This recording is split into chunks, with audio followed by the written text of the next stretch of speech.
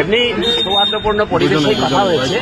ওনাদের একটা যেটা বিষয় ছিল যে আমাদের কাছে ওনাদের কনসার্ন যেটা সোশ্যাল মিডিয়া ইত্যাদিতে অনেক জায়গায় ডিসকাশন হচ্ছে বলে ওনারা বলেছেন, আর আমাদের কাছে জানতে চেয়েছেন। আমরা বলেছি যে কোথায় কোথায় হচ্ছে যে মানুষের ক্ষোভ, পুলিশ কোন জায়গাটা কি করতে পারত, কোনটা করতে পারেনি, কোন জায়গাটা ব্যর্থ হয়েছেন সেটাও বলেছি।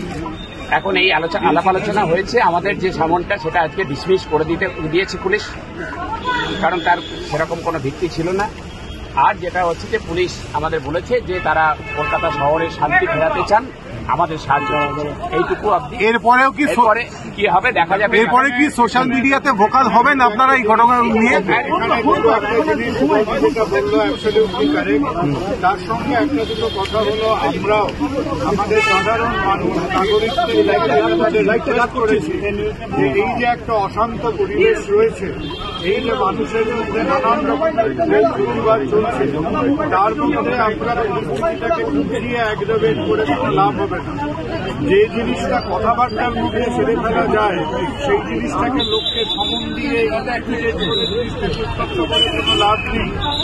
আর যদি তারা আবার চান আমাদের সঙ্গে কথাবার্তায় বসতে, আলোচনায় বসতে, মানুষের